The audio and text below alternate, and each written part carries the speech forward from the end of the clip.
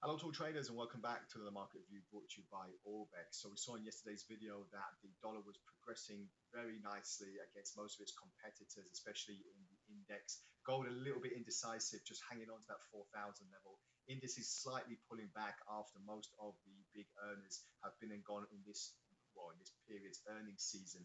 So now we're just looking on forex pairs and we're just seeing the progression of the dollar against most of its competitors. And we'll start with the euro dollar at the moment. And we'll just see on the 4-hour chart just how much of this lower lows that it's been hitting is really starting to weigh in on this particular currency pair. Now we're moving down to 115. If we go on to the daily chart, you know, the last time we saw these particular levels were when they had this kind of dip into it at the end of July, beginning of August. But since then, we haven't really seen this in roughly about 6 months. So it's really starting to take shape now on where the dollar is really going, even though there is a government shutdown and potentially won't be another non-farm payroll release this month.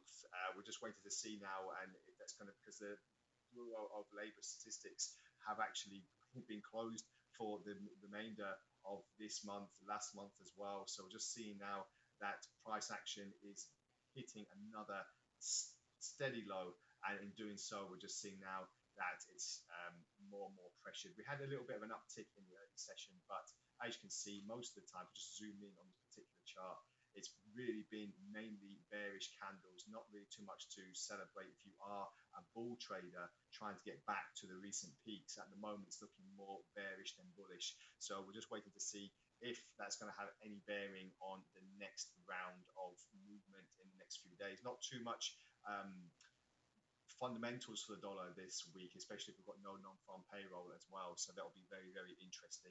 Let's just take a look on cable as well, because that's dived to a fresh low, hitting 131 for the first time in a while. Again, we'll bring it onto the daily chart, because at the moment, as you can see here, we haven't really seen these levels since we had a spike higher, and that was in April. So we are just seeing now this big swings higher and lower, potential head and shoulders here, but we had a little bit of a failure.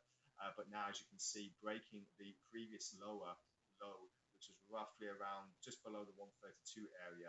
So that's roughly around 100 pips we've dived lower since the last spike to the downside. So this is very, very encouraging for the dollar, but not very encouraging for the other currency pairs as well. So where do you think the dollar's going? Are we going to see more of this commission of progression for the dollar, or are we going to see a little bit of a rebound and moving a little bit higher?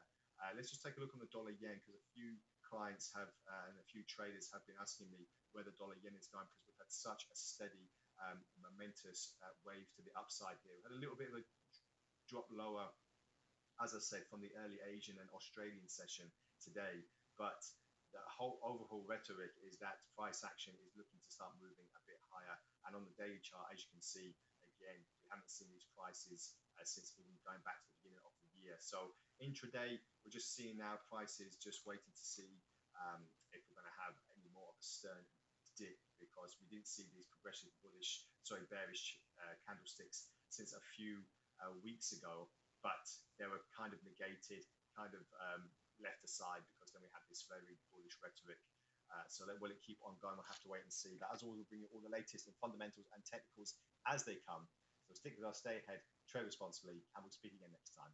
Bye for now.